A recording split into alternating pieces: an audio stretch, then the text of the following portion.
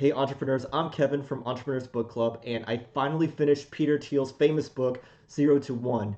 Now, you guys have probably heard of Peter Thiel before. He was the founder of PayPal, Palantir, and is a pretty well known libertarian too.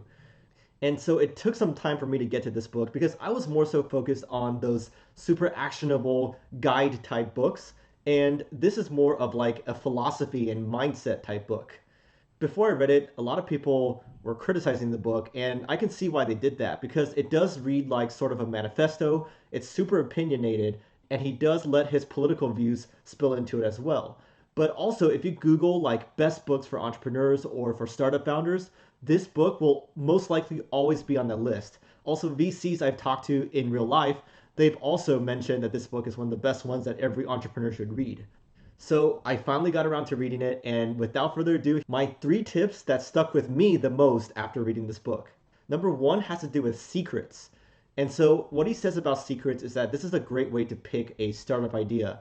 And this is like something that people always think about, but they don't want to say out loud. It's a hidden pain point that may need addressing, or you can think of it as an important truth that you know, but that other people don't agree with you on. So these are, quote, open but unsuspected secrets about how the world works. For example, let me give you two famous companies that have been built based on a secret. One is Airbnb. Like before the hotel industry, everything worked fine, right?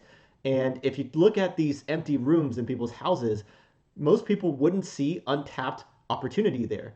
But the founders did. They saw an untapped supply and a thesis that people would be in demand of those rooms, and then they built their company based on that secret. Uber is another one. Before it came out, you would be like, people would be crazy to step into strangers' cars. But their secret was that people would be willing to do so and to pay for it consistently if there were other crucial components in place. So what's the secret you know about? Let me know down below. Of course, I'm working on my own stuff, so I'm not going to steal your secret, but it's just interesting to learn as well. And this is definitely a hard question to ask and something you have to think long and deep about what in your personal experience is considered a secret. So the number two tip that I learned is a change of mindset between how we view competition and monopolies. Because most of the time we think about competition as good, right? But Thiel argues that competition is actually not good because it's a race to the bottom and things are more like commoditized. No one's really that different, so prices are roughly the same and margins are low and tight. Instead, monopolies, at least a very specific type that he defines in the book, are the best because you gain your advantage by being so innovative that you leave others in the dust. And so these aren't monopolies where you like cheat and bribe or that the government gives you an unfair handicap. Rather, ones that are purely based on innovation and taking a 0 to 1 leap instead of going from 1 to n, which is more like incremental improvements on what the competition has already built in the market. So monopolies create brand new markets, untapped opportunities, and give the general public more choice as well, which is always good, right? As an end user, you like having more choices. Last but not least, number three tip that really stuck with me is to stay bold and have conviction. Peter Thiel outlines the history of Silicon Valley, how before the dot-com crash, people were really exuberant, had grand visions of changing the world. But the dot-com crash happened. People were like, we were too crazy back then. Let's move in the totally opposite direction.